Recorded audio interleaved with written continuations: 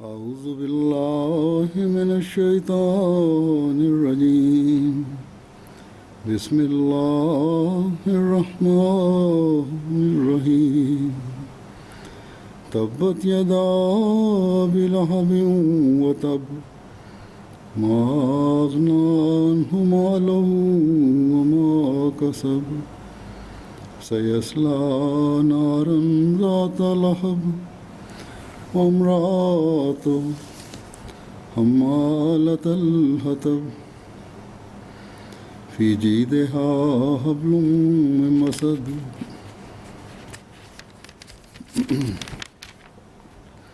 بسم الله الرحمن الرحيم قل هو الله أحد الله الصمد لم يلد ولم يولد ولم يكن له كفوا أحد بسم الله الرحمن الرحيم قل أعوذ برب الفلق من شر ما خلق ومن شر غاسق إذا وقب ومن شر النفاثات في العقد ومن شر حاسد إذا حسد بسم الله الرحمن الرحيم قل أعوذ برب الناس ملك الناس إله الناس من شر الوسواس الخناس الذي يوسوس في صدور الناس من الجنة والناس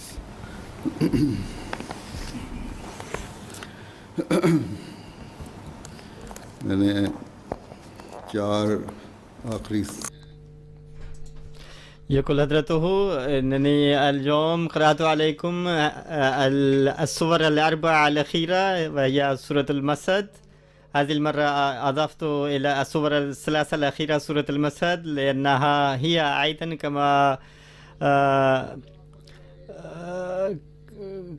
كما كانت تتضمن النبوات الخاصة بالنبي صلى الله عليه وسلم، ففيها أيضا النبوات المتعلقة بزمن المسيح الموعود عليه الصلاة والسلام، كما قال سيدنا المسيح الموعود عليه السلام في كتبه أن لها علاقة بهذا الزمن أيضا، وعلاقتها أيضا بسورة الإخلاص.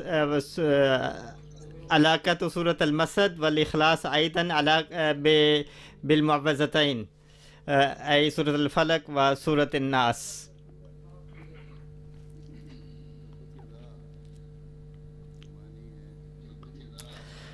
تبت يدا معناها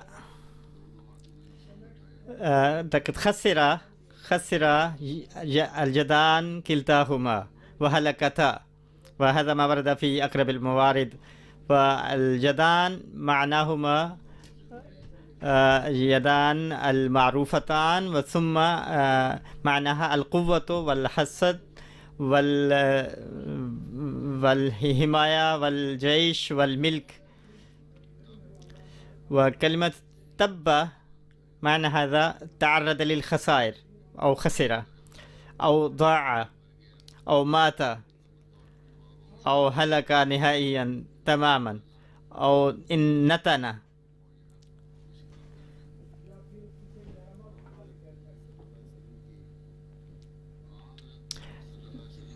إن رسول الله صلى الله عليه وسلم من علامات صدقه ومن أدلة صدقه أنه عندما أعلن دعواه كان وحيدا، لم يكن معه أي جيش أو جماعة أو أي حزب أو أي قوة، لم تكن هناك وسائل للحماية، وتاريخ الإسلام زاخر من هذه الأحداث، من هذه الأمثلة، أنه كيف كان يتلقى المعارضة الشديدة من أهل مكة. لكن مع ذلك هذه السورة هي من السور البدائية. مع ذلك أعلن حضرته عليه الصلاة صلى الله عليه وسلم أن الهدف الذي أتيت من به سوف أتمكن من النجاح فيه.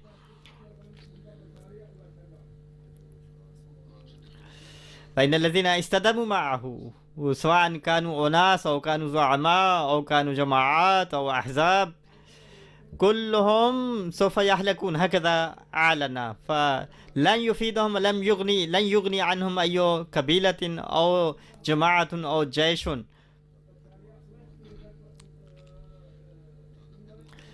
فإن وسائل القوة والقدرة سوف تكون عند المخالفين، لكنهم مع ذلك سوف يهلكون، هذا الهلاك مقدر لهم، وهذه النبوة في هذه السورة. ثم رأى العالم هذه المعجزات، أنه مع أن حضرته عليه الصلاة والسلام قد تعرض للمظالم الشديدة في أوائل عهده في مكة، حيث عرض للجوع والعطش وسجن وأوذي إيذاء شديدا وبذل المساعي لقتله وبطرق مختلفة وبطريقة السم وفرض الحرب عليه ثم إيذاء أصحابه. فهذه المساعي زلت تبذل لإلحاق ضرر معه، لكنه مع ذلك صلى الله عليه وسلم قد تحقق ما وعده الله تعالى. وإن تعرض أصحابه للمظالم والاضطهاد وللحروب وقتلهم، كل ذلك حدث، لكن إعلانه صلى الله عليه وسلم قد تحقق بكل جلاء، حيث كان قد أعلن تحقق ما كان قد أعلن، أن الله تعالى معه وأنه سوف ينجحه. ثم رأى وشاهد العالم كله أنه كيف إنه صلى الله عليه وسلم تمكن من النجاح، وانتشرت رسالته في خارج مكة أيضا وخارج الجزيرة العربية. فبمنتهى الجلال والهيبة استمرت حكومته، وتحققت هذه النبوة أن الفتوحات سوف تحالفه، وأن يد أعدائه سوف تتب وتهلك. فهكذا حدث. لكن هناك هذه أيضا من الحقائق، أنه بعد ذلك إن الإسلام قد تعرض للزوال أيضا وتوقف التقدم، لكن مع ذلك أيضا كانت نبوة للنبي صلى الله عليه وسلم أنه سوف يحدث فيتوقف التقدم. لكن مع ذلك من إثباتات وبراهين صدقه أن إحياء الإسلام أيضا قد تنبأ به صلى الله عليه وسلم، وإن المسيح الموعود والذي كانت سيتحقق بواسطة المسيح الموعود عليه الصلاة والسلام. وهذه الأيام في هذا العصر الراهن نحن نشاهد هذه المشاهد الجميلة للتقدم. وإن غلامه الصادق عندما أعلن كان وحيدا وتعرض لأنواع المعارضة والاضطهاد، لكن الله تعالى قد مكنه من النجاح والفوز، وأحدث انقلابا عظيما في هذا الزمن أيضا، وغادر هذا العالم. وهذه هي المهمة التي نراها بفضل الله تعالى، كيف إن الجماعة الإسلامية الأحمدية تقطع أشواط التقدم والازدهار باستمرار بفضل الله تعالى.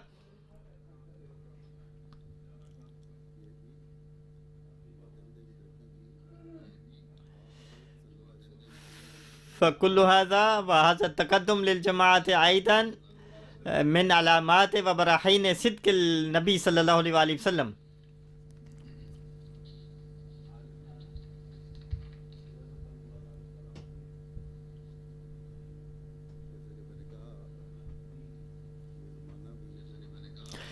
كما قلت إن هذا العصر أيضا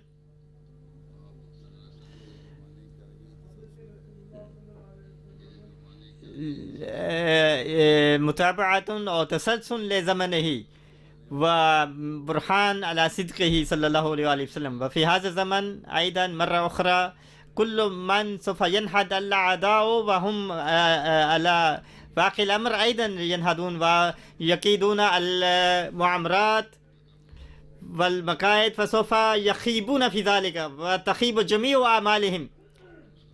وإن الإسلام النشأة الثانية للإسلام في هذا العصر في هذا الزمن بحسب ما وعد الله تعالى هذا هو عصر نجاحات الإسلام، سواء كانت الحكومات أو القوى العظمى أو كان أناس أو كان أحزاب أو جماعات أيا كان الذين هم يريدون ويتمنون ويسعون أن يلحقوا الضرر للإسلام بأي وسيلة ممكنة، فكلهم في هذا الزمن سوف يخيبون ويخفقون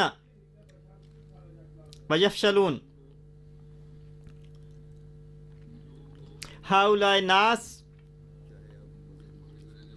الذين هم مقيمون في الغرب سواء كان لهم رغبة في الدين أم لا، فسواء كانت لهم رغبة في المسيحية أو دينهم أم لا، لكنهم يعارضون الإسلام ويعادون الإسلام، هذا من المحتم. وفي أغلبية البلاد يوجد معارضة للإسلام، فهم يخافون من الإسلام، أنهم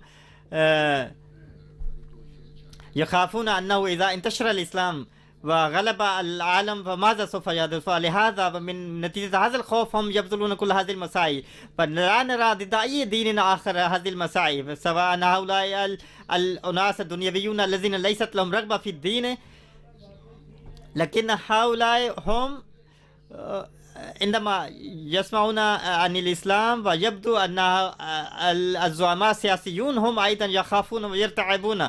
وعندما وصحيح في هذا ذنب بعض المسلمين أيضا وبعض الجماعات الإسلامية أيضا،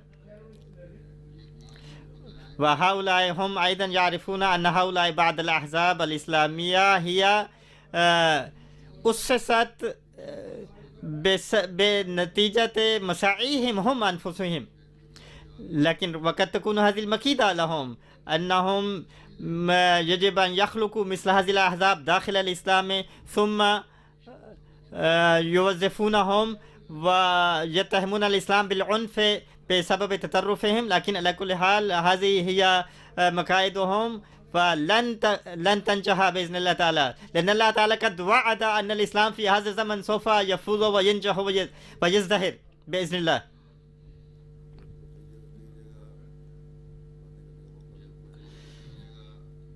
في مناسبات كثيرة عندما تتسنى لي الفرصة للحديث مع كبار الزعماء، فعندما أتكلم معهم إن الإسلام الذي تقدمه الجماعة الإسلامية الأحمدية هو الإسلام الحقيقي، وهذا لابد أن ينتشر وسوف ينتشر، فإنني لاحظت أن هؤلاء الزعماء والصحفيون هم يتغير لونهم، وسواء قالوا شيئا أم لا، لكن هم يقلقون أن هذا الإسلام إذا انتشر فيبدو أن النفور في قلوبهم الراسخ في قلوبهم هو سواء مع أنهم يدعون أنهم لا يكرهون الدين وأنهم يحبون الجماعة الإسلامية الأحمدية ولهم علاقات طيبة، لكن مع ذلك هم لا يقبلون ولا يرضون أن وقد يكون في داخل المساعي والجهود أن لا يحبون أن ينتشر الإسلام، سواء انتشر عبر الجماعة الإسلامية الأحمدية سواء كان الإسلام المسالم، فهم لا يقبلون أن ينتشر الإسلام. وإن الذين هم القساوسة المتطرفون أو الذين هم الزعماء التابعون لأفكارهم فهم علنا يعارضون ويعادون، لكن وعندما نحن نواجههم ونتصدى لهم بالعلم والدلائل والعقل فنبارزهم فلا يأتون ولا يبارزون ولا يتقدمون، فذلك ولهذا إن طريقتهم وأسلوبهم وأنهم من ناحية هم يكرهون الإسلام وهم يحترقون في نار ويشتعلون في نار هذا النفور والحسد، فهم سوف يحترقون في هذا وينتهون. فإنني قبل هذا ذكرت لكم أن هناك شخص لم أفهم اسمه، هو أيضا قرأ الكتاب أيضا الإسلام، وحيث يقول أن جميع الأديان يمكن أن يجتمع في مكان واحد، لكن الإسلام لا يمكن اتصاله والقيام معه أبدا. هذا ما قال في كتابه. على كل حال هذه هي فكرته، لكن عندما قلنا لهم أنهم تعالوا نناقش فرفض. فكذلك في هناك كسافسة في أمريكا، وهناك هؤلاء صغار لا أحد يسمع لهم، وهناك السياسي في هولندا أيضا أسلوبه وأيضا نفسه، فكل هؤلاء هم يطبون في نارهم حيث تركه هؤلاء أصحابه أيضا. فهذا هو ما قدره الله تعالى مع هؤلاء. ففي هذه الثورة تظهر في اللاعنات المتفاوتة، حيث هؤلاء يبرزون هذه النار. في اللاعنة الأخيرة في ألمانيا أيضا هناك جماعة أو حزب ل60 أو 70 شخص، فهؤلاء هم أيضا يتنشسون ضد الإسلام، وهم قاموا مسيرة ضد الإسلام، وأبدوا هذه الرغبة في قيادة المسيرة، فكانت لهم الجهود. وقد سمعت أنهم عملوا أيضا أن ينشروا الصور والرسوم المسيئة إلى النبي صلى الله عليه وسلم. وعندما المسلمون رفعوا القضية في المحكمة أنه هذا ليس صحيح ويجب أن يمنعوا، وإن الذين هم يتبعون حرية الضمير فرفضت هذه القضية من المحكمة. على كل حال هؤلاء هم يخرجون ضغينتهم وأحقادهم التي في قلوبهم، وهم يحترقون في نارهم وسوف يشتعلون، وهذا ما قدر لهم. وكما إن الإسلام غلب في أول العهد، هذه المرة أيضا سوف يغلبن. هذه المرة إن قوتهم وقدرتهم وجيوشهم وأحزابهم سوف تحلق.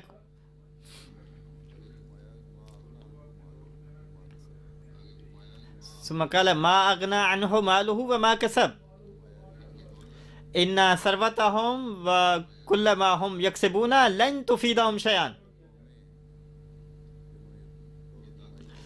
إن هؤلاء القوى والشعوب الكبيرة التي كسبت هذه الأموال والثروة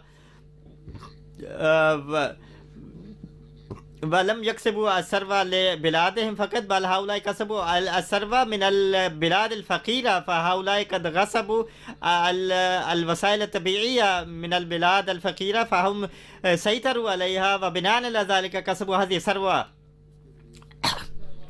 فباستخدام تقنياتهم وخبرتهم هؤلاء هم يستولون على ويحتلون على ثروة هؤلاء البلاد الفقيرة.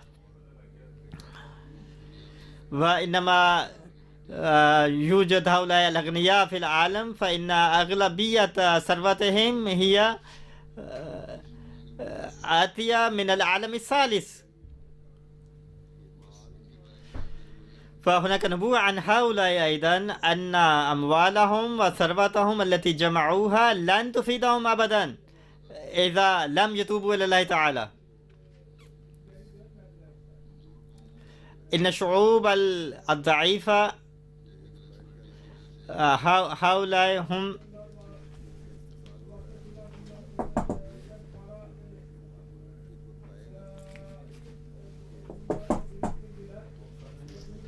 عفوا لا أسمع صوتا.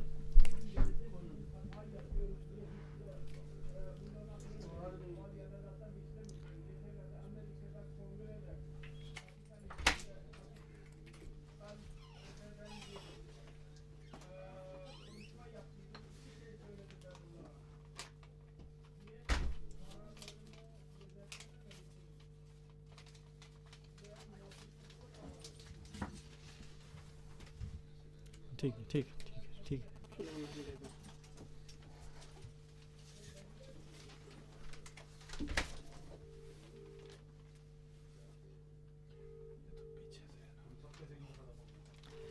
فن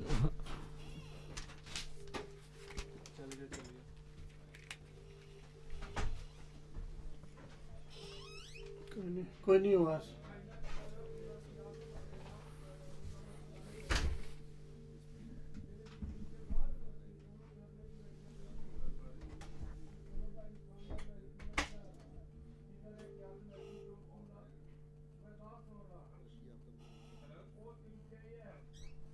أسف ليس هناك الصوت لا نستطيع أن ننقل لكم شيئا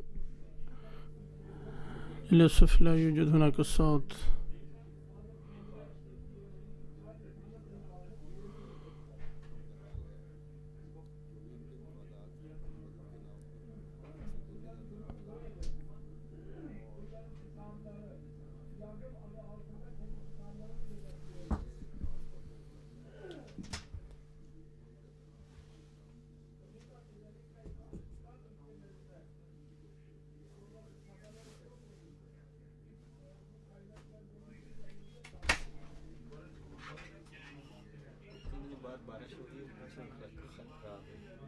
दूसरे ने क्यों आ रही है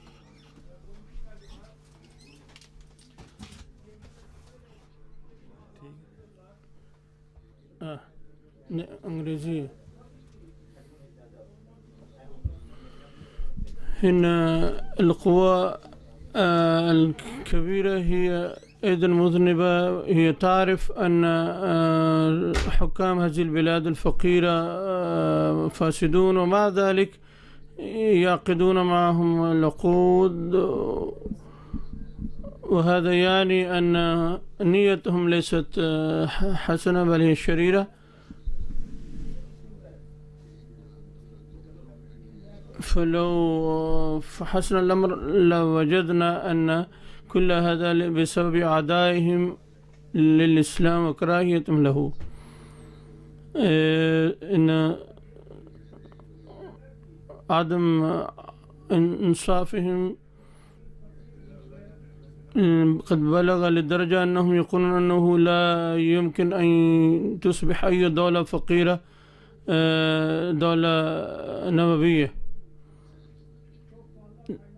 إن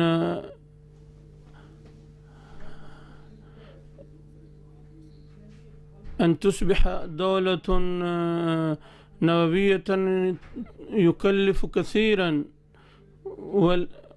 ومع ذلك إنهم يقول لن نسمح لأحد من الدول الفقيرة أن تكون هذه الدول الفقيرة دول نووية وقد كتبت بعض الجرائد أن إسرائيل قالت صريحة بأنها لا تريد أن تكون حولها أي دولة نووية فهناك بعض الشرفاء بينهم الذين يكتبون الحق ويقولون الحق في هذه الأيام يقولون أن إيران تخطئ حيث تريد أن تصبح دولة نووية ولكن إذا كانت هي تخطئ فإسرائيل أيضا تخطئ كثيرا ولكنهم لن يسمحوا لإيران لأنها دولة إسلامية هؤلاء هم الذين يخلقون النار ويملكون النار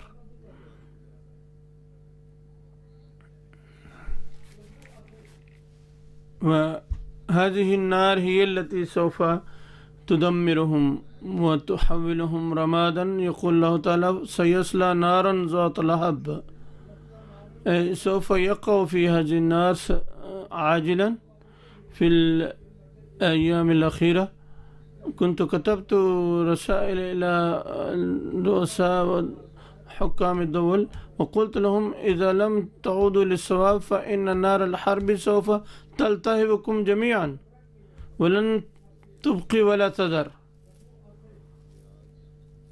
وهذه النار التي خلقتها هذه الدول المتقدمة إنهم سيدمرون بها الدنيا ولكنهم سيتدمرون أيضا بل إن الأوضاع توحي بأن هذا الدمار يقترب باستمرار ولكي ينجو الأحمديون من ذلك عليهم أن يكثروا من الدعاء لكي يحميهم الله ويحمي العالم من هذه النار وويلاتها. ثم يقول له طلب امرأته حمالة الحطب أن زوجته أيضا سوف أن تدخل النار حمالة الحطب.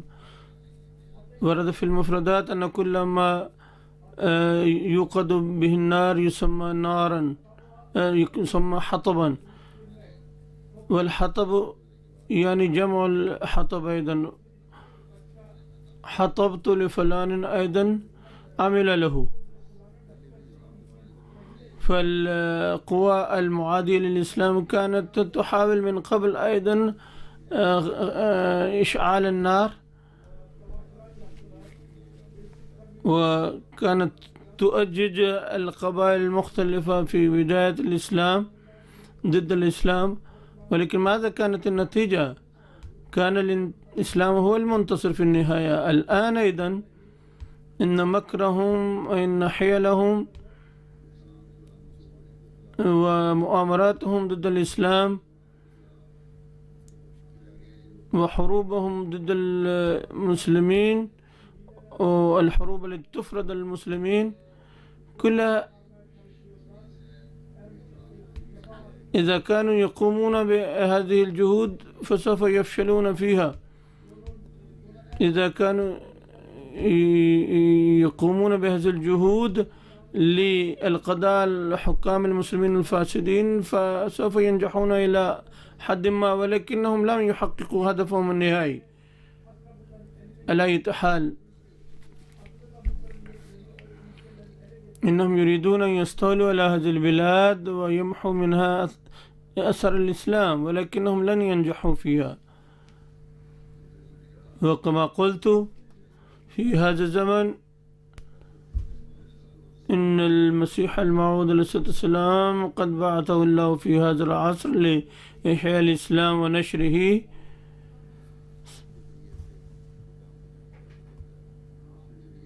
وبواسطته يتم هذا الأمر ويتسع. ولكن إن بعض حيلهم قد ظهرت في زمن المسيح الموعود عليه الصلاة والسلام، حيث تآمر ضده المسيحيون إلى جانب المسلمين. أن تآمر المسلمين مستمر اليوم علنا، ولكن في ذلك الزمن قد تآمر المسيحيون ضد المسيح وساعدهم المسلمون، ولكن وعود الله تحققت وفشل هؤلاء رجعوا خائبين خاسرين في كل مرة. في هذا العصر أيضا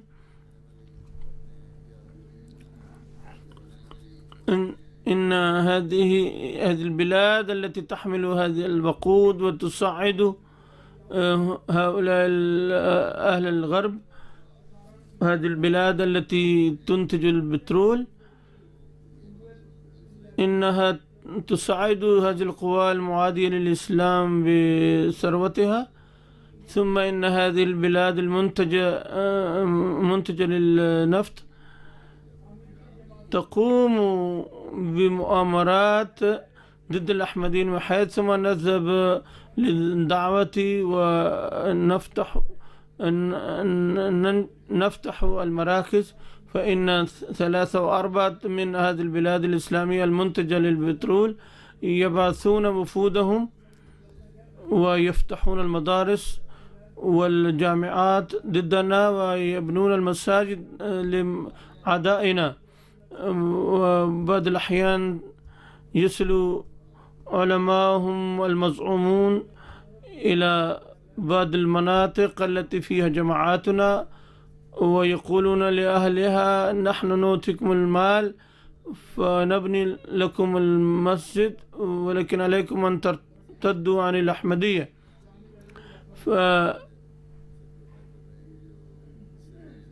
فهذا أيضا الحطب الذي يحملون ضد الإسلام، حيث يقومون بهذه المؤامرات ضد المسيح الموعود الإسلام. وكانت هناك نبوءة بأنه سيكون بين المسلمين أيضا من يقوم بمثل هذه الأعمال.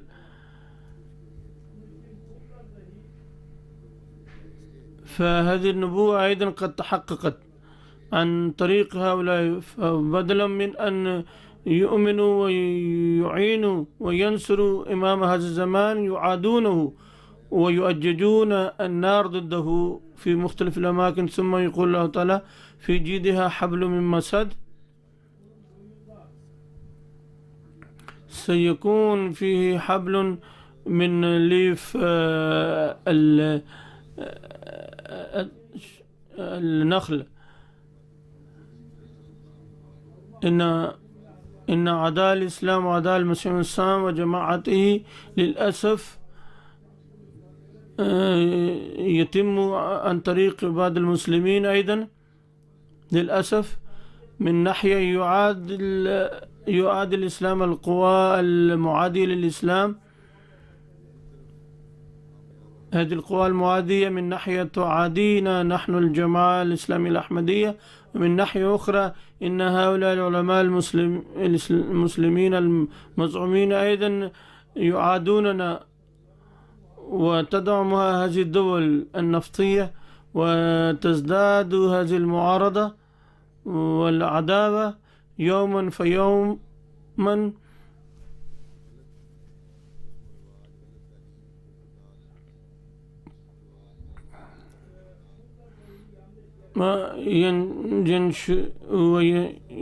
وإن البدعات قد صفدتهم، وهذه البدعات قد نشرها المشايخ المزعومون، وخناق هذه البدعات يضيق أكثر فأكثر. والتحرر من هذه الأصفاد من الدول أو من المشايخ صعب جدا، إلا أن يشاء الله تعالى.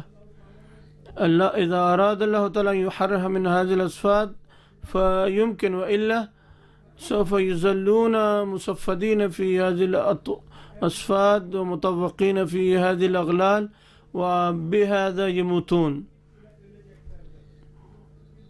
لأن هذا قدر الله لن يبدل أبدا.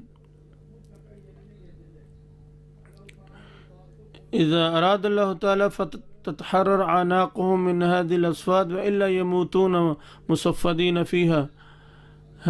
سورة التالية سورة الإخلاص، يقول الله تعالى قل هو الله أحد. وقل هو أمر دائم للمسلمين أن يعلنوا أن الله واحد، وهو الله هو هنا يدل على عظمة الله تعالى، أي أن هذا هو الحق بأن الله أحد، ويجب أن تقبلها الفطرة الإنسانية بأن الله هو أحد واحد أحد، للتدليل على وحدانية الله تعالى. هناك آيات وبراهين كثيرة في القرآن الكريم، والقرآن مليء بهذه الآيات والأدلة على وحدانية الله تعالى. ويقول الله تعالى أنه يمكن أن يفهم هذه وحدانية الله من يتدبرون ويستمعون القول، ويريدون أن يستمعوا ويريدون أن يعقلوا. أما العميان عقلا لن يفهموا ويعوا وحدانية الله تعالى. أما الذين يفكرون ويعقلون فإنهم يفهمون وحدانية الله تعالى.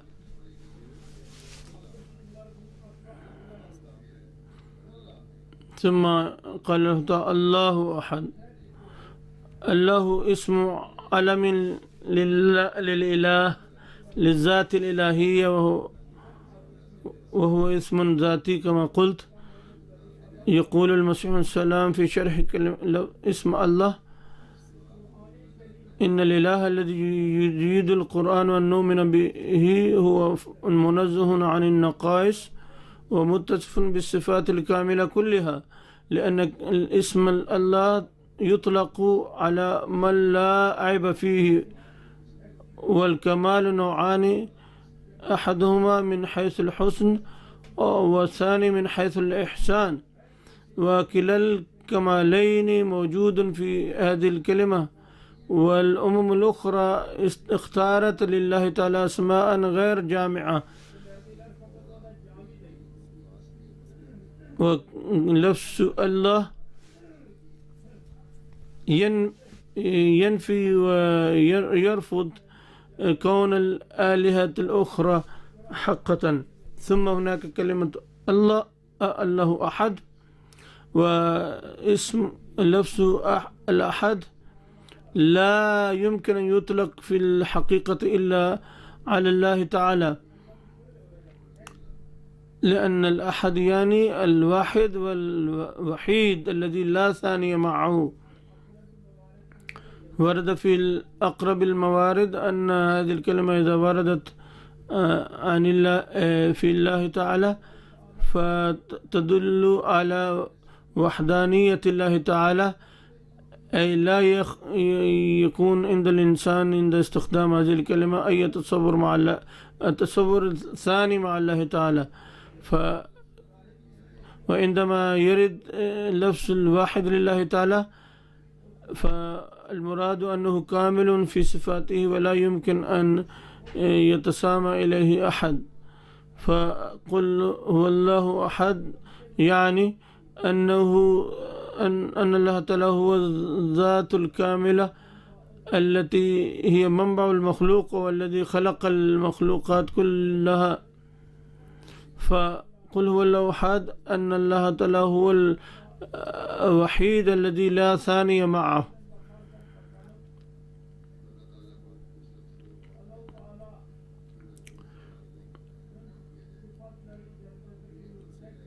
من حيث تدبرنا في صفات الله تعالى وجدنا أنه الوحيد، إنه منذ الأزل وسيبقى إلى الأبد، ليس كمثله شيء. هذا هو معنى الله. ثم الله تعالى يقول الله الصمد. الصمد من لا يحتاج إلى غيره والجميع محتاجون إليه، وهذه الذات هي الله تعالى. عند الحاجة إن الله وحده الذي يجب أن يرجع إليه الإنسان أو يمكن أن يرجع إليه الإنسان ليسد حاجته.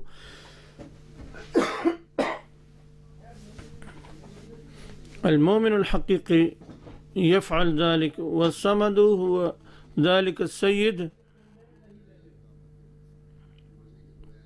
الذي لا يمكن أن يتم أمر بدون رضاه، والصمد الذي يبقى للأبد، والصمد من ليس فوقه أحد، والصمد هو المالك الذي لا بد من طاعته، والصمد من هو حر ومالك كل الملك والآخرون محتاجون إليه. ومن معاني الصمد من يبقى قائما عندما يفنى المخلوقات كلها. في الآية السابقة قال الله تعالى أنه أحد وحيد لا ثاني معه ولا مثيل له. أما قوله تعالى الله الصمد فيؤكد هذا الأمر ويوضحه أكثر كما هو واضح من معناه، أي أنه الله تعالى ليس بحاجة إلى أحد لخلق هذا الكون.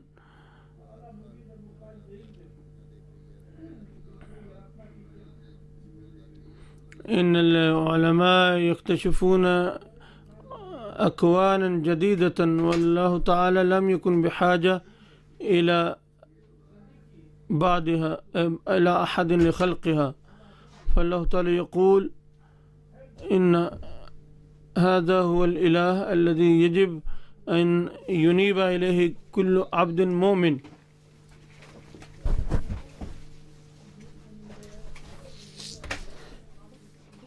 ولا تبقى أي حاجة إلى الإنابة إلى أحد.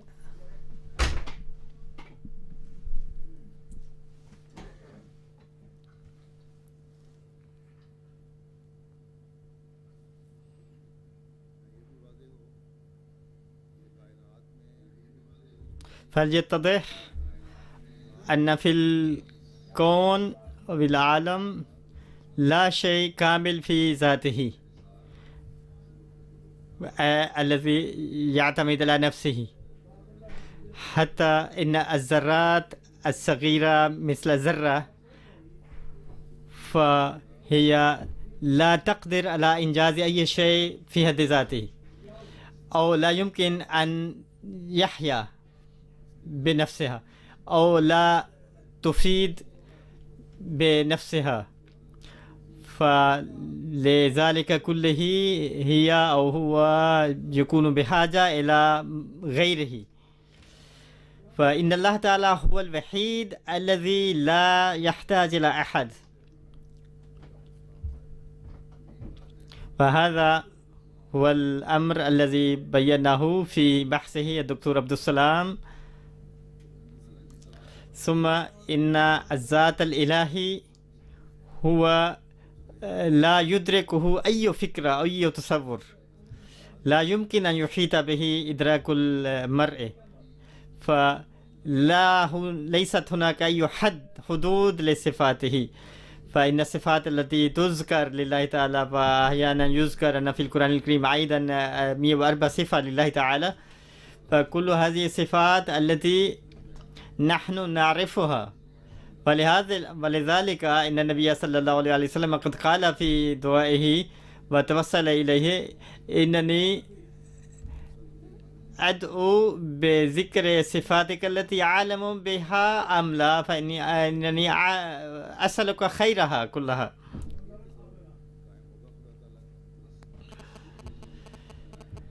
فعندما تتحقق هذه الفكرة عن الله تعالى، وعندئذ يمكن أن يحدث الإدراك الصحيح لله تعالى.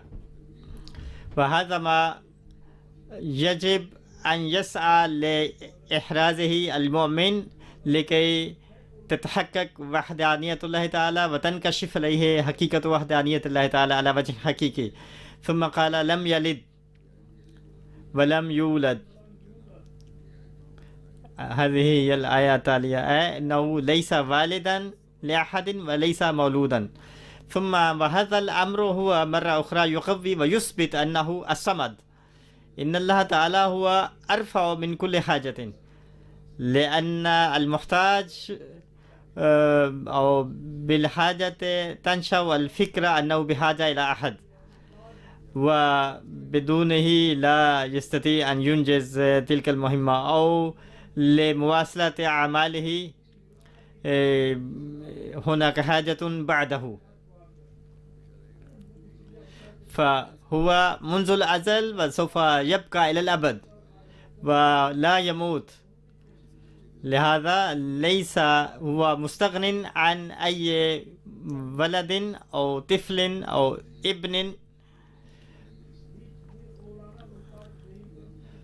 فليس للكفارة ولا لعمل آخر، وليس بحاجة إلى أي ابن، ولم يكن له كفوا أحد.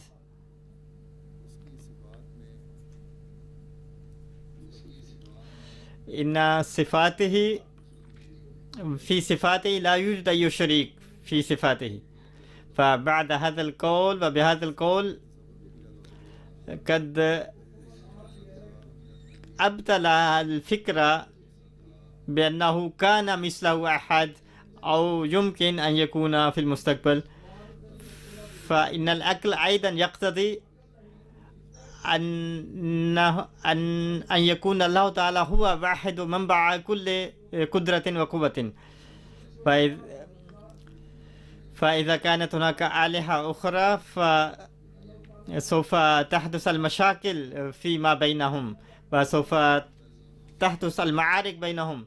يقول سيدنا المسيح الموعود عليه الصلاة والسلام: إن هذه العبارة القصيرة جدا التي هي أقل من سطر واحد يجب أن ينظر إليها أنه بأي لطافة وبأي جمال نزه الله تعالى فيه. وتفصيل ذلك أن الشرك هو أحيانا يكون في العدد أو في المرتبة أو في النسب أو في الفعل أو في التأثير. ففي هذه الحالة الأربعة قد نزه الله تعالى من هذه الشرك الأربعة، فبين أنه هو واحد أحد وليس اثنين أو ثلاثة، وهو الصمد، أنه في مرتبته ليس بحاجة إلى أحد، فهو فز فليس بحاجة إلى أحد، فبدونه كل شيء ممكن الوجود وهالك الذات، فكل هذا يحتاج إليه. فهو لم يلد، أي ليس له ابن حتى يكون شريك له بسبب كونه ابنا له، ولم يولد، أي ليس له أبا حتى يكون أحد شريكا له بسبب كونه أبا، ولم يكن له كفوا أحد، أي ليس له شريك أو ند في أعماله. فبهذا بين الله تعالى إن الله تعالى هو منزه عن كل أنواع الشرك الأربعة، وهو فز لا شريك له. ثم السورة التالية قل أعوذ برب الفلق، واسمها سورة الفلق. قل أعوذ برب الفلق من شر ما خلق. أعلن وقل إنني أعوذ بالله صاحب الفلق.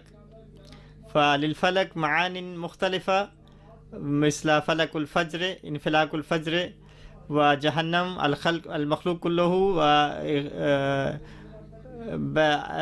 الوادي بين الجبلين، والمكان المرتفع. عادة يقال استعيذ بالله تعالى الذي هو رب الفلق. إن المؤمن يجب أن يدعو أن الإسلام عندما سوف ينقضي عصر الظلام وتنشأ النشأة الثانية للإسلام، فيجب أن يدعو أن يبقى هذا السراج مشمسا. فهذا دعاء لاستمرار زمن المسيح الموعود الإسلام. ليت المسلمين يفهمون هذا وينتبهوا إلى هذا، ويجب على الأحمديين أيضا أن ينتبهوا إلى هذا الدعاء. هذا الدعاء عندما يقوم به الإنسان وبعده يسعى ويجتهد أن العمل الذي من أجله يدعو الله تعالى، وإن الشيء الذي يحبه والمسيح الموعود الإسلام الذي آمن به، أن يكون مساعدا له وسلطانا نصيرا. فمن واجب الأحمديين أنهم عندما يقرؤون هذه السورة فيجب أن يتولد فيهم الإحساس بالنهضة والانتباه وتقوية الإيمان. وهذا الفلك الذي زرعها ولاستمرارها يجب أن يسعوا، ويجب أن يحاسبوا أنفسهم لكي يبقوا جزءا من هذا الفلك. ثم إن الله تعالى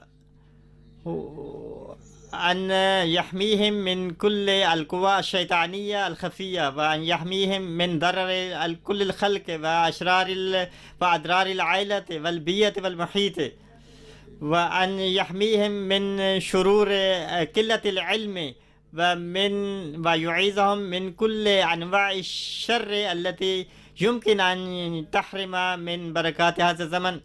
ثم هناك دعاء في هذا أن يحميهم الله تعالى من نار جهنم في هذا العالم وفي العالم الآخر أيضا، لأن الأعمال في هذا العالم تتسبب في عاقبة في العالم الآخر، وبعض الناس بسبب أعمالهم يجعلون أعمالهم جهنم في هذه. فهناك دعاء يجب أن يعيذهم الله تعالى ويحميهم من كل أنواع الشر والإفراط والتفريط، لأن الله تعالى هو يحب الاعتدال. ثم قال فمن شر غاسق إذا وقب، أي كل صاحب الظلام الذي عندما ينشر الظلام فيجب أن تستعيذوا به. فمن معاني الغاسق الظلام الحالك، أو الليلة أو الخسوف أو الكسوف أو غروب الشمس. وكذلك من معاني الوقبة ملخصها الظلام. فمن شر غاسق إذا وقب معناها إنني أعوذ من شر الليل المظلم، ومن شر غروب الشمس، ومن شر الوقت الخسوف القمر. فهذا الزمن أيضا زمن المسيح الموعود الإسلام، فيجب أن لا تنكروا. يجب فأعوذ من شر الضيق بعد الساعة. ففي هذا هناك بعد الضيق والفقر يسبب الابتلاء أيضا. وأعوذ من شر الأحداث التي تأتي ليلا. كثير من الأمم تعرضت للعذاب ليلا، فأعوذ بالله من شر الموت أو الآفات التي تحدث في سورة الزلازل. فالقرى الكثيرة هلكت بسبب الزلازل، حيث هؤلاء ينخسفون تحت الأرض ويندفنون. فهناك الاستعاذة من شر هذه الآفات أيضا. كانت من علامات المسيح الموعود الإسلام ظهور الآفات والزلازل. لهذا يجب أن يقوي كل أحمدي إيمانه، ويجب أن يدعو بهذا أيضا، أن يجعله الله تعالى دوما محميا ومحفوظا من كل هؤلاء الشرور. ففي هذا الزمن إن الدعاء من حماية كل هؤلاء الشرور هو لأن الشرور سوف تتفاقم وتصل منتهاها. كل هذه الشرور سوف تصل منتهاها، لكن الله تعالى إن النظام الذي قامه إذا تمسكتم به وحميتم الإيمان فسوف تعملون من هذه الشرور وتحفظون من هذه الشرور. ثم قال فمن شر النفاثات في العقد. أعوذ بالله من شرور كل هؤلاء التي تنفخ وتنفس بنية إفساد العلاقات. وهؤلاء المراد من النفاسات التي صواحب الاقتراحات السامة والتي ومن معاني هذه أنني أعوذ من شر هؤلاء التي تنقض العهود والعقود، وأعوذ من شر الأحزاب التي تعارض الخلفاء. فإن أهمية الخلافة يقول حضرته كل أحمد يدرك أهمية الخلافة ويعرف جيدا، وهم يبدون الإخلاص والوفاء. لكن إن الشيطان هو أيضا نشيط، وهو يحدث الخلل في هذه العلاقات، فهو يسعى لذلك. هنا ذكر المقاومة، فبعض الناس بسذاجتهم وبعض الناس بقصد الفتنة يتكلمون. لأنني أنا أيضا أتلقى بعض الرسائل، وفي هذه الرسائل أيضا هنا يتبين لي من كلمات الرسائل أن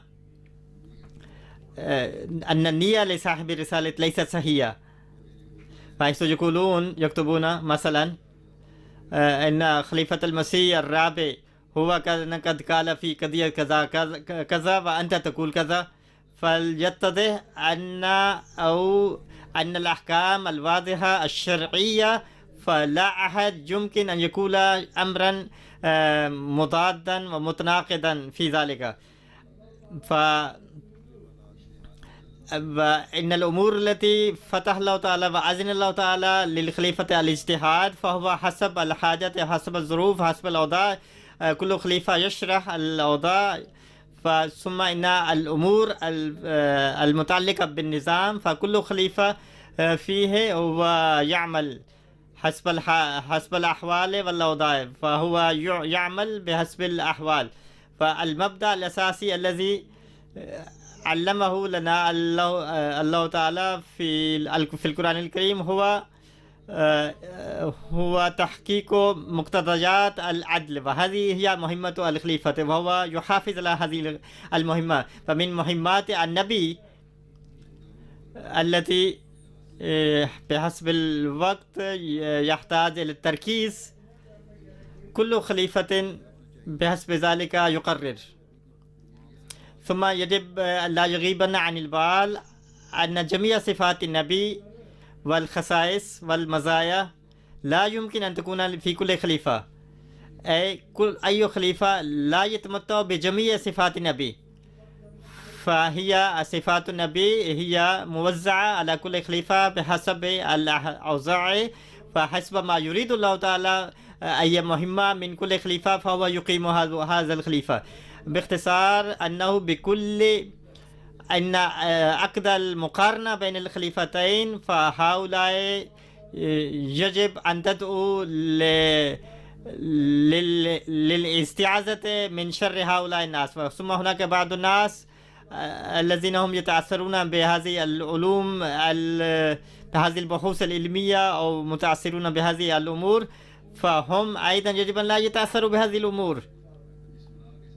فبهذه الاستعاذة يجب أن تدعو الله تعالى لاستحكام الخلافة أيضا، لأن استحكام الخلافة أنيت به تقدم كل أحمدي والجماعة أيضا. ثم من معانيها أنني أعوذ من شر النفوس التي تدمر الوحدة وتدمر الحكومات الإسلامية. ففي هذا الزمن ما يجري في البلاد الإسلامية فهي نتيجة أعمال زعماء المسلمين، فبسبب ذلك حدثت هذه الأوضاع. ثم وبعد هذه الأمور هي بسبب بعض المغردين الأشرار. فحيث تصلني الرسائل أن القاعدة وبعض الجماعات الأخرى التي تحب الفتنة هي راسخة في هناك. ربما كان الحديث عن سوريا أو إيران لم أفهم. فيجب أن تدعو الله تعالى أن يحمي الله تعالى الأمة الإسلامية من هذه الشرور، وهناك حاجة ماسة وشديدة للدعاء. فمهما كانت معاملتهم لنا علينا أن ندعو لهؤلاء، لكل من ينسب نفسه إلى النبي صلى الله عليه وسلم. فمن شر حاسد إذا حسد، أي إنني أعوذ من شر الحاسد. ففي هذه السورة رسمت صورة المادية للحياة الظاهرية المادية التي تتعرض وتواجه الأخطار الكثيرة عندما حيث إن الإنسان عندما يحرز الأمور الجادة والأعمال الجادة، وخاصة إذا كان مهمته أن يعرف العالم بنور الصدق، فإن هذه القوى الشيطانية التي مهمتها نشر الظلام والتي لا تحب الروحانية فهي تنحت لمعارضة هؤلاء. فعندما يحدث وينفجر الفلك والفجر، وخاصة عندما يحدث هذا للجماعات الإلهية، وفي هذا الزمن الجماعة الإسلامية الأحمدية هي الوحيدة التي طلع عليه الفجر، فالحاسدون هم بجميع قواهم يعادون ويسعون لحرمانها من هذا النور. فنحن نشاهد كل ذلك كل يوم، أنهم كيف إن المنافقين أيضا من الداخل أيضا يستفيدون ويستغلون هذا الموقف من القوى من الخارج أيضا. وفي هذا الوضع إن من واجب المؤمنين أن يقرأوا هذه السورة ويستعيذوا بالله تعالى، وهناك حاجة ماسة للاستعاذة بالله الذي هو رب الخلق. فعندئذ يمكن أن يعصم الإنسان من الظلام الحالق ومن شر الحاسدين. فعلى الأحمديين أن يقرأوا هذه السورة ويرددوا هذه السورة بالتركيز ويتدبروها. هذه السورة والسورة التالية سورة الناس أيضا. فقل أعوذ، ثم هناك سورة الناس، قل أعوذ برب الناس ملك الناس إله الناس من شر الوسواس الخناس.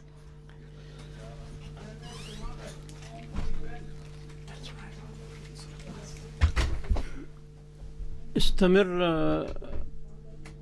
في القول إني أعوذ برب الناس، آتي في ملاذ رب الناس ملك الناس إله الناس من شر الموسوسين الذين يوسوسون ثم يختفون. الله تعالى قد ذكر هنا 3 صفات له: رب الناس، ملك الذي خلق كل المخلوقات وخلق الناس ويربيهم ويسد حاجاتهم، وملك الناس وهو حاكم الناس جميعا، وإله الناس ومعبود الناس. في هذه السورة تتحدث عن رقي الإنسان الروحاني. السورة الأولى كانت تتحدث عن الرقي المادي، هذا والآثام تكون بسبب 3 أسباب. فأولا الإنسان يتخذ غيره ربا إذا كان يستعين به وينال منه فائدة، ويتخذ الحاكم ربا، ويتخذ الحكومات الكبيرة ربا كما تفعل الحكومات الصغيرة تجاه الدول الكبيرة، ويتخذها معبودا في عمليا وإن كان لا يتخذه إلها نظريا.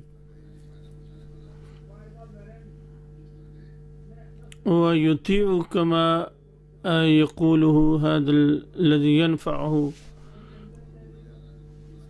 الذين لا يؤمنون بالله ورسوله أكبر سبب لذلك أنهم يتخذون أربابا من دون الله، ويتخذون الناس ملاكا لهم ومحبوبا لهم، لأن مثل هؤلاء الناس يعتمدون في حياتهم على هؤلاء الذين يتخذون أربابا لهم، ويظنون أنهم لن يعيشوا إلا بسبب هؤلاء.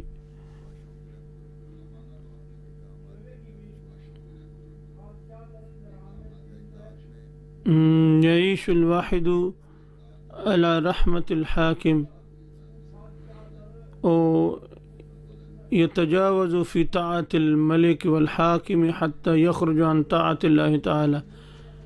فالله تعالى يأمر المؤمن أن ينظر إلى الله فقط ويلوذ بملاذه ويتخذه ربا وحده، لأن الأرباب الدنيا هم مخلوقون لله تعالى، فعليه أن يطيع الله تعالى وحده طاعة حقيقية، ولا يحب حبا حقيقيا إلا هذا الإله، ويفوز برضاه بأعمال الحسنة وبطاعته لله تعالى، وليس أن يتخذ الحكام الماديين ربا له أو المشايخ المزعومين الذين انحرفوا عن الدين حقيقة، وبسبب تطرفهم وإرهابهم قد جعلوا عامة الناس لا يفكرون ولا يعرفون ما الإسلام، ولذلك تجدون أن عامة الناس يعادون جماعتنا بسبب تهجيج هؤلاء المشايخ ضدنا. هذه السورة تشير خاصة إلى زمن المسيح الموعود عليه الصلاة والسلام أيضا، وتأمرنا بالاستعاذة من شر المشايخ الذين احتكروا الدين. وإذا فعل المرء ذلك فعندئذ يكون عبدا حقيقيا لهذا الرب ولهذا المالك وهذا الإله.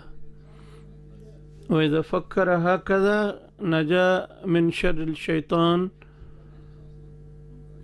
فهذه السورة تحث خاصة من شر الشيطان.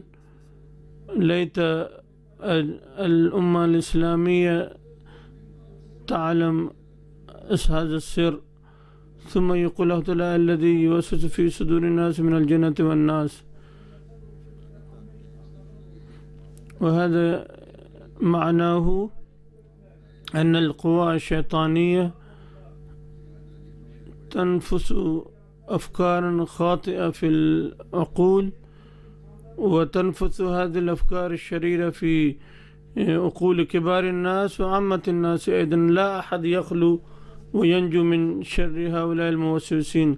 وفي هذه الحالة لا ينجو من شرهم إلا الذين يتخذون الله تعالى ربا ومالكا ومعبودا لهم وينيبون إليه سبحانه وتعالى، لأن الإنسان لا يمكن أن ينجو من شر هؤلاء الموسوسين إلا بفضل الله تعالى. ويقول المفسرون من معاني ذلك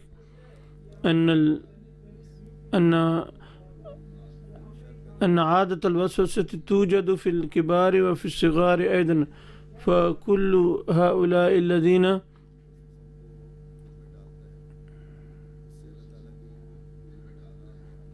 الذين يلقون الوساوس في القلوب علينا أن نعوذ بالله تعالى من شرورهم، ويحاول ويبذل جهده للتطور الروحاني. وهذا لا يتأتى إلا إذا عبد الله تعالى وحاول أن يجتذب أفضاله سبحانه وتعالى. لقد قال المسيح الموعود عليه الصلاة والسلام أن هذه السور في كتابه التحفة القلوبية. أقرأ عليكم هذا الاقتباس في تفسير سورة الفاتحة. لقد قام المسيح بتفسير سورة الفاتحة في كتب شتى، وفي تفسير هذه السورة قد تحدث عن هذه السور أيضا الأربع. يقول المسيح إن دعاء غير المغضوب عليهم ولا الضالين قد بينا معناه. يقول إلى هذا الدعاء أشير في السور الأربعة الأخيرة في القرآن الكريم. في تبت يدا، في قوله تعالى تبت يدا أبي لهب وتب، هنا يشير الله تعالى إلى ذلك الذي يؤذي الإمام آخر الزمان.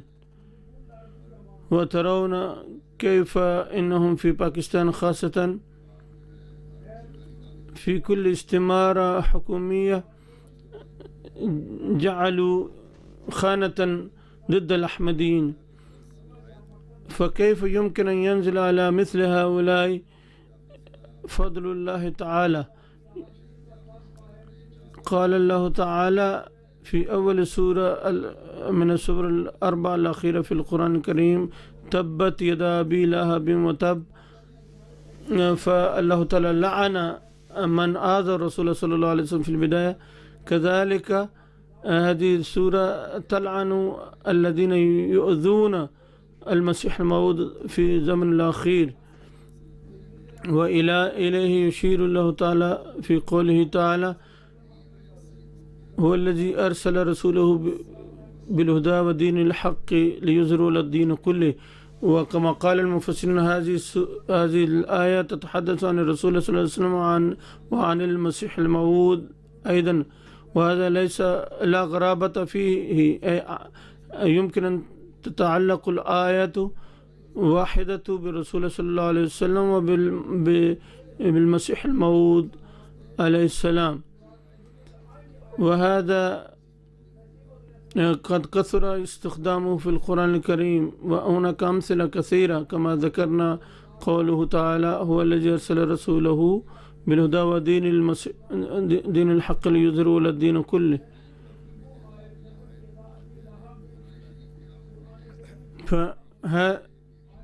فهذه الآية في الحقيقة شرح لقول الله تعالى: غير المغضوب عليهم ولا الضالين. إن بعد القرآن يفسر بعده، ثم قال الله تعالى: ولا الضالين. قد جاء شرحه في سورة الإخلاص. علمنا الله في سورة الفاتحة 3 أدعية: أولا أن يدخلنا الله في جماعة الصحابة، ثم يدخلنا في جماعة المسيح الموعود الذين ورد فيهم وآخرين منهم لما يلحقوا بهم. فهاتان الجماعتان في الإسلام هما المنعم عليهما، وإليهما أشير في قول الله تعالى: صراط الذين أنعمت عليهم.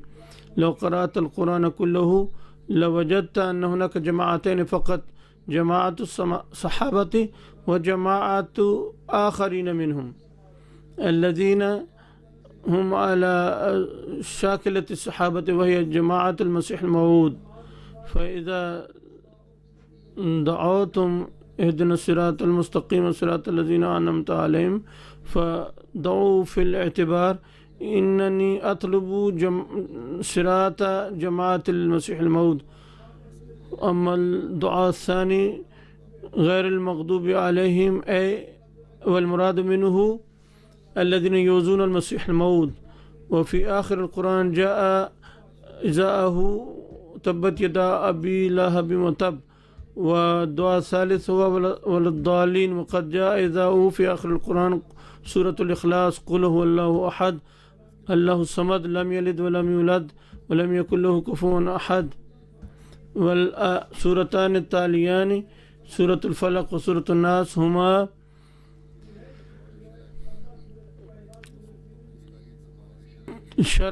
شرح للتبت والإخلاص، وفيهما أمرنا بالاستعادة عندما يؤذي الناس المسيح الموعود وتنتشر المسيحية. وفي سورة الفاتحة علمنا 3 أدعية: أي أن الله تعالى قد أوجز في سورة الفاتحة ما فصله في القرآن كله. ثم في سورة تبت وإخلاص والفلق والناس عند ختم القرآن الكريم الله تعالى علمنا الاستعاذة من هذه البلايا مرة ثانية، فاستهل القرآن بهذه الأدعية وانتهى القرآن أيضا بهذه الأدعية أيضا. فهذا هو براعة الاستهلال. وليكن معلوم من أن هاتان الفتنتان مذكورتان في القرآن الكريم بالتفصيل، وفي سورة الفاتحة ذكرتا باختصار. ففي ولا الضالين أشار إلى فتنة المسيحية، فهناك فتنة قادمة، ومن أجلها الله تعالى وضع هذا الدعاء في سورة الفاتحة حتى قال أنه بدونها لا تتم الصلاة، كما قال رسول الله صلى الله عليه وسلم: لا صلاة إلا بالفاتحة. والظاهر أن هناك آلاف الأديان في العالم مثل البوذية والديانة الصينية والمشركين الذين يعبدون الأصنام، وكل هذه الأديان كانت موجودة في زمن الرسول صلى الله عليه وسلم، وكانت المسيحية في زمن الرسول صلى الله عليه وسلم كالجبل أمام القشة.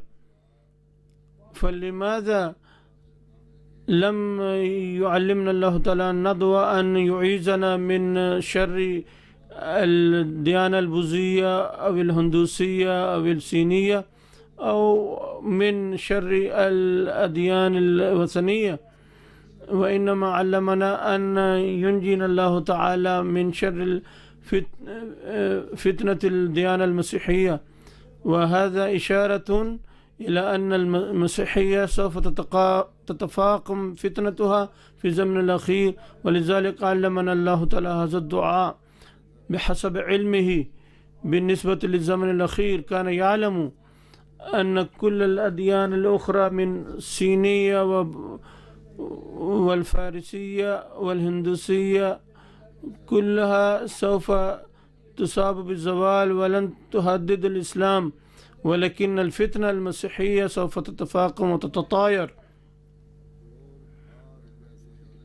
وسوف تموج، وسوف تتقوى هذه الفتنة بأنواع الدعم، ويتمنون أن تصبح الدنيا كلها عابدة للمسيح، وتلك الأيام تكون صعبة للإسلام والمسلمين. فجاءت هذه الفتنة في هذا العصر، فهذه الفتنة قد جاءت في زمنكم. قد بشر الله تعالى أن هذه الفتنة قبل 13 قرنا، وقد تحققت هذه الفتنة اليوم وتفاقمت.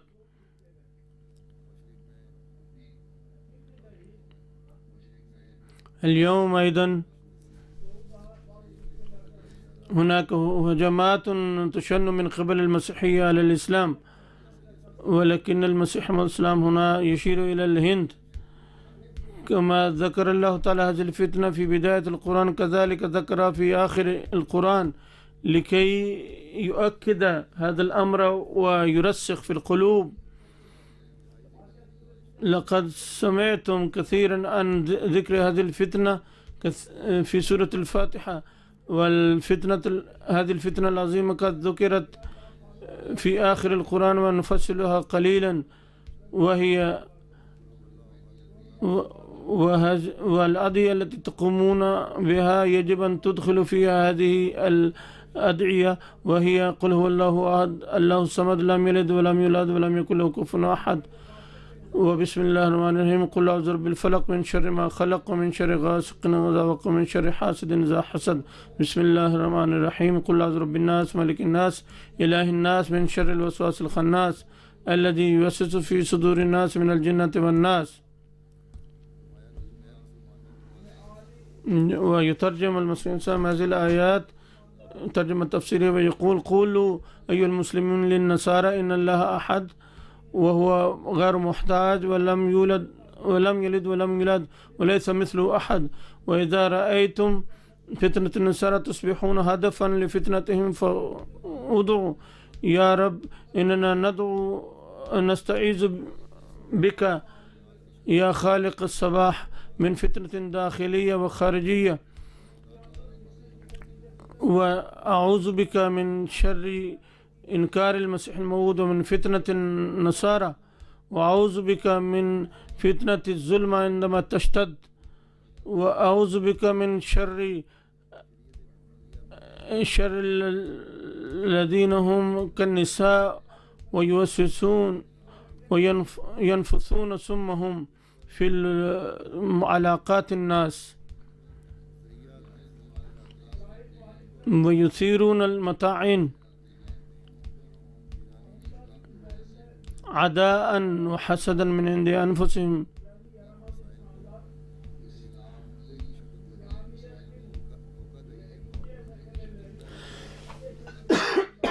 إنهم يقدمون بعض المسائل الإسلامية كمتاع إضلالا للناس ويضيفون إليها من عندهم، وهؤلاء صنفان أحدهما أعداء الإسلام مثل القسيسين الذين يخترعون مثل هذه المطاعن. والنوع الثاني هم علماء الإسلام المنحرفين الذين يتشبثون بخطئهم وعندهم عادة نسائية ولا يمكن أن يتصدوا أحدا، وإنما ينفثون سمومهم في عقول الناس. في كثير من الناس كثير من المرات نتحداهم أن يبارزون ولكنهم لا يبارزون، وهكذا يلقون الناس في الابتلاء. إنهم يكذبون القرآن حيث يعارضون ما يقوله القرآن ويصرون على ذلك، ويؤيدون الأعداء الإسلام بعقائدهم الفاسدة المخالفة للقرآن الكريم، وهكذا يريدون أن يجعلوا هذه الأمور معقدة. فنحن نستعيذ بفتنتهم، وكذلك نستعيذ من الحاسدين، ونستعيذ من ذلك الوقت الذي يحسدون فيه. وقل عليكم أن تدعوا الله تعالى أننا نستعيذ من الشيطان الذي يوسوس في القلوب لينحرف بهم عن الدين، أحيانا بنفسه وأحيانا عن طريق شخص من الناس. فنعوذ برب الناس وملك الناس وإله الناس معبودهم. فهذا إشارة أنه سيأتي زمان لن يكون فيه أي مواساة بالناس، ولن يكون هناك عدل حقيقي الذي هو شرط للحكم. عندئذ الله تعالى يكون ملجأ لأصحاب المصائب. وهذه الأمور قد رأيناها قد وقعت في هذا العصر. فالقرآن قد ذكر في بدايته الضالين والمغضوب عليهم، وكذلك في آخره كما قال لم يلد ولم يولد. فكل ذلك للتأكيد، ومن أجل أن لا يبقى غلبة الإسلام نظرية، بل يكون كالشمس في كبد السماء. بل قد ورد أيضا أن تعليه المسيح أمر يثير غضب الله تعالى، بحيث كادت تنشق السماء وتسقط. فهذا إشارة إلى أن الدنيا عندما تأتي إلى النهاية فإن هذه الديانة سوف تثير فتنتها فيطوى صف العالم. فالله تعالى يبين هنا أن الملل سوف تصبح كالحيوان الميت، وسوف يكثر مثل هؤلاء الذين يصبحون كالبهائم لا يعون ولا يفكرون ويؤلهون المسيح حتى تقوم القيامة.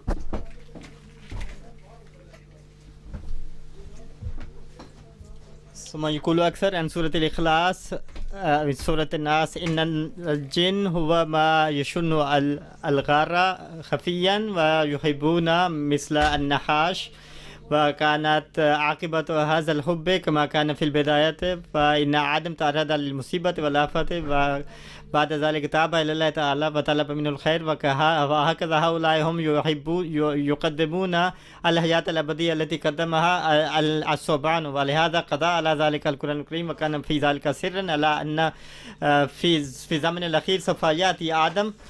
وإن الأول للقرآن الكريم عنها على الضالين سورة الفاتحة، وقد اتفق جميع المفسرين على أن المراد من الضالين هم النصارى والمسيحيون. والذي انتهى القرآن الكريم وهو قل أعوذ برب الناس ملك الناس إله الناس من شر الوسواس الخناس الذي يوسوس في صدور الناس من الجنة والناس. فسورة الناس قبله سورة الإخلاص قل هو الله أحد، وفي ذلك كانت توحيد الله تعالى، وهكذا إن رد على التثليث. وبعده بين سورة الناس، وهذا يبين أن فيها إشارة إلى المسيحيين. والنصيحة الأخيرة هو أن نستعيذ من الشيطان، لأن الشيطان هو نفس النحاش الذي سمي في هذه السورة الخناس، ووجه للاستعاذة برب الناس من شره. وفي ذلك إشارة إلى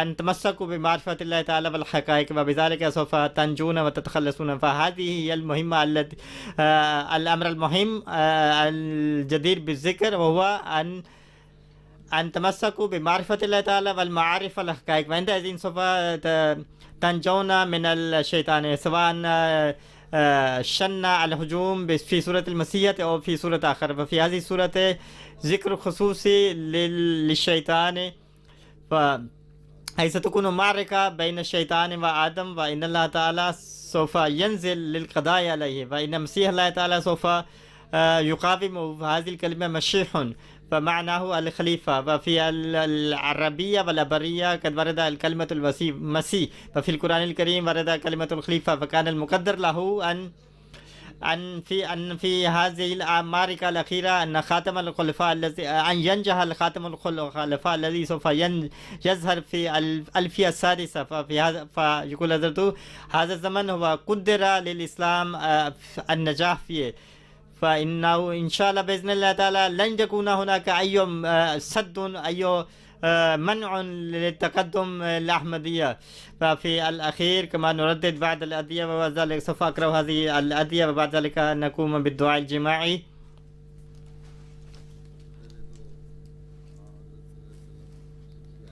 قبل كل شيء هناك دعاء لآل النبي صلى الله عليه وسلم، فهناك الكثيرون الذين هم قد ضلوا، فكذلك الدعاء لأفراد عائلة المسيح الموعود الإسلام أن يوفقهم لاقتفاء آثار أجدادهم، وأن ينجيهم من كل نقاط الضعف الدنيوية والدينية.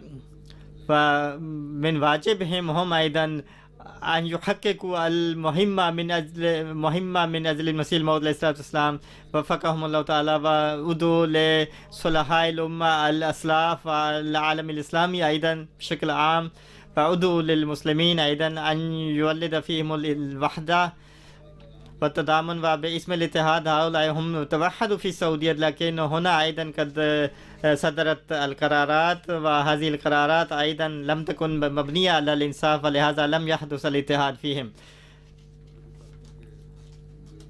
لأن هذه القرارات أيضا كانت بإيماء وبإشارة القوى الغربية.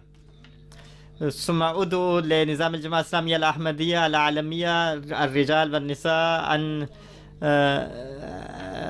أن يفرج عنهم وأن ينجيهم من المشاكل. وأدعو لنظام الجماعة والواقفين واقفي الحاجات وهؤلاء الأولاد الوقف نو أيضا أن يوفقهم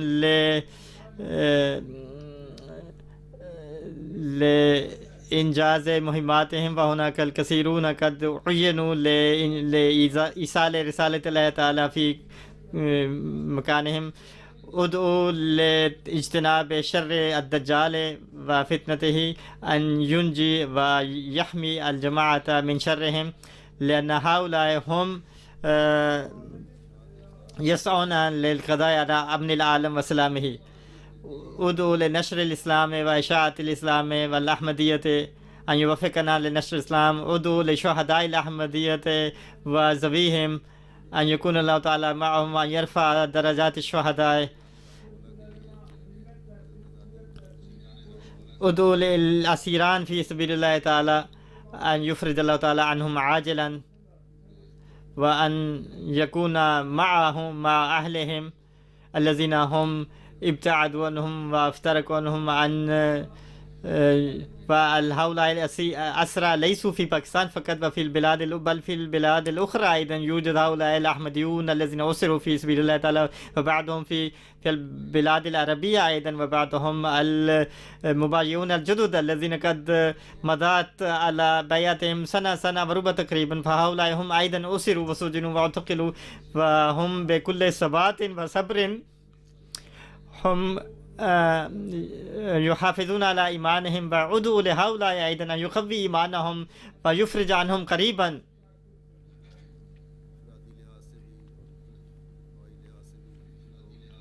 السعيد الفردي، وهناك بعد في القضايا المختلفة بعض الناس هم يواجهون المشاكل، فأدوا لهؤلاء أيضا وأدوا لشفاء المرضى أيضا، فأدعو لجميع الناس الذين أغرموا أيضا أن يفرج الله تعالى عنهم، وهناك مثقلون في الديون، فأتلقى رسائل كثيرة المقلقة جدا لهؤلاء المقترضين، وخاصة حيث الغلاء الفاحش في البلاد الفقيرة، فهؤلاء لا يجدون بد من الاقتراض من الأغنياء، فأدعو لجميع المصابين والمتضررين الذين يجعلون عرضة للأهداف السياسية، فأن يكون الله تعالى معهم ويفرج عنهم جميعا ويريحهم. أدعو للذين هم هناك المشاكل الاقتصادية في العالم كله، فكل إنسان أيضا متأثر بهذا، فأدعو لكل متضرر اقتصاديا من هذا. هناك مشاكل عائلية كثيرة بين الزوجين، فأدعو لهؤلاء أيضا أن يحدث فيهم البيان والسلام، وأن يسددوا كل هذه الخصومات، ومن أجل الله تعالى يسوي، ومن أجل الأولاد أيضا يسووا كل هؤلاء الخلافات بينهم، وأن يعملوا عقلهم ويرفعوا هذه النزاعات. فهناك الأرامل والأيتام، وأدعو لهؤلاء أيضا والذين هم قد حرموا من حقوقهم الأساسية، وأن يكون الله تعالى ناصرهم. وهناك أولاد والبنات اللاتي لا يتزوجون، فهذا أيضا يسبب الابتلاء، فالذين هم محرومون من الأولاد أدعو لهم، بل أدعو للطلاب أيضا أن ينجحهم في مجالهم، فأتلقى رسائل كثيرة بكثرة هؤلاء، وأدعو للعاطلين عن العمل أيضا أن يبارك فيهم، وأدعو للتجار أيضا وللعمال أيضا أن يكون الله تعالى معهم، وأدعو للمزارعين أيضا، فأتلقى رسائل من بعض المناطق أن يطلبون الدعاء للمطر، فأدعو للغيث الإلهي أيضا أن. فهناك بعض الناس في القضايا، فللدراويش في قاديان وأهل ربوة أيضا ولأهل باكستان أيضا، لأن في باكستان قانونيا الأحمديون الباكستانيون هم يواجهون المشاكل كثيرة، فهم يعظون باسم الإسلام، فأدعو لكل من يعظى باسم الإسلام، فعلى رأس هؤلاء هم الأحمديون الذين هم يتعرضون لهذه المشاكل باسم الإسلام وباسم الدين.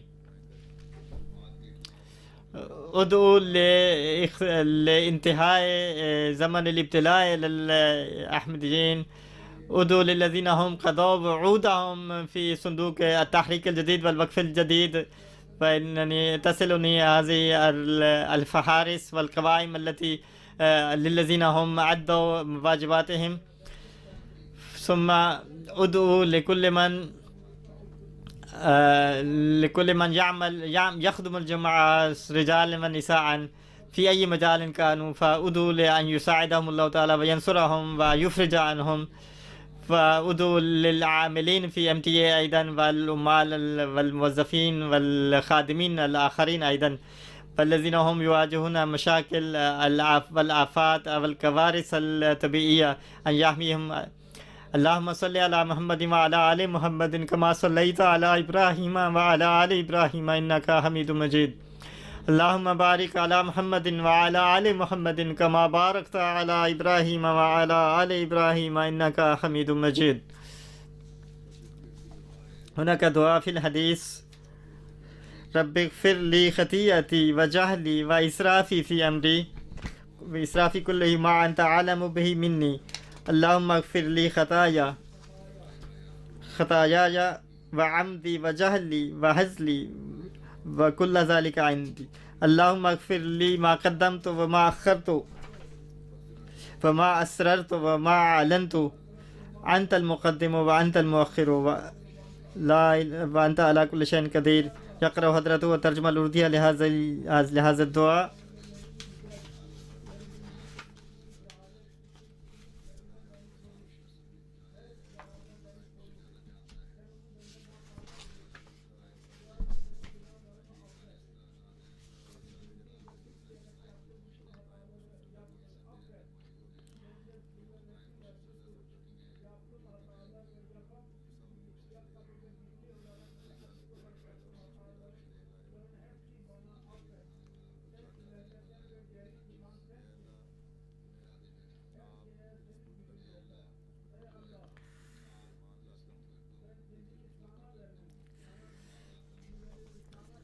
यक़रा हज़रतु दुआ आखिर अल्लाहुम्मा इन्नका अस्लमतु व बिका आमनतु व अलैका तवक्कलतु व इलैका अनबतु व बिका खासमतु अल्लाहुम्मा इन्नी अऊज़ु बिका बिइज़्ज़तिका ला इलाहा इल्ला अंता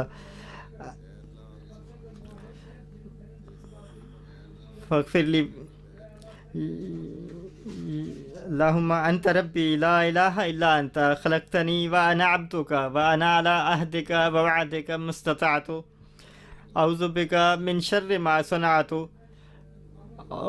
व अबूअ लका बिनिअमतिका अलैया व अबूअ बिज़ंबी फ़ग़फ़िर ली फ़इन्नहु ला यग़फ़िरु ज़ुनूबा इल्ला अंता अल्लाहुम्मा इन्नी अऊज़ु बिका मिन क़ल्बिन ला यख़शअउ व मिन दुआइन ला युस्मअउ व मिन नफ़्सिन ला तशबअउ व मिन इल्मिन ला यनफ़अउ अऊज़ु बिका मिन हाउलाइल अर्बई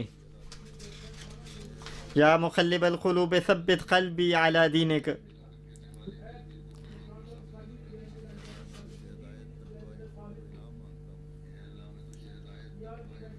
अल्लाहुम्मा इन्नी अस्अलुकल हुदा वत्तुक़ा वल अफ़ाफ़ वल ग़िना अल्लाहुम्मा इन्ना नजअलुका फ़ी नुहूरिहिम व नऊज़ु बिका मिन शुरूरिहिम।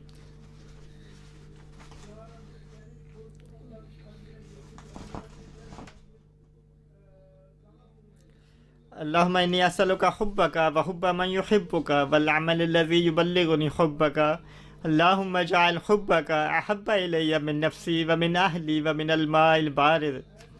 यक़रा हज़रत तर्जुमा उर्दिया।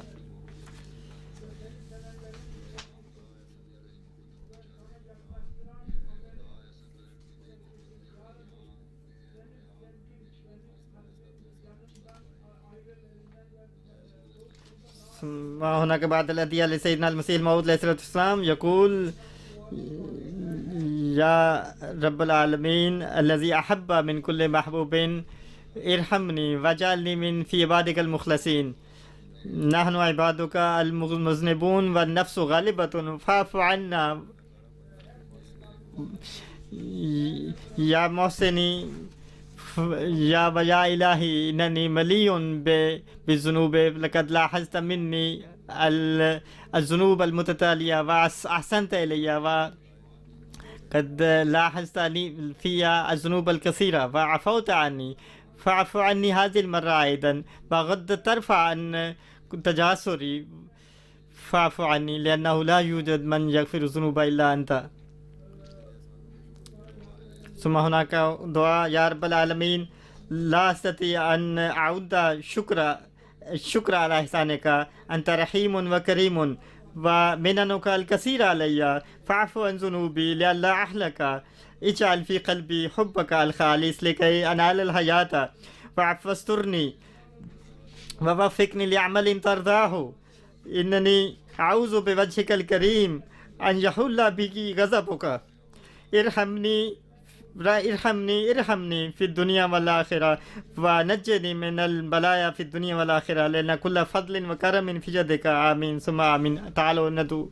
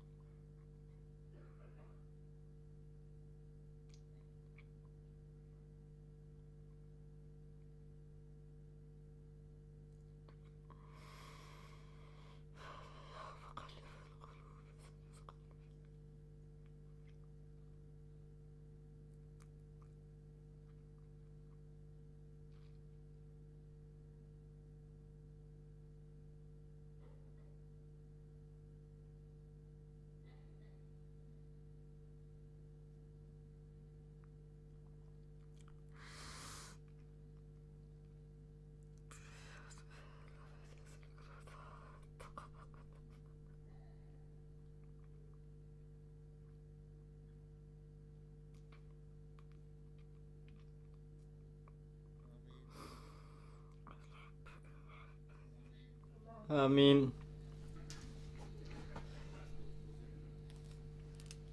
अच्छा,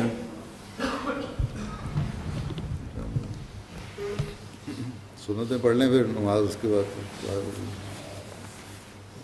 जिन्होंने वज़ू करना हो तो कर लें, जिन्होंने नहीं करना वो सुन्नतें पढ़ लें।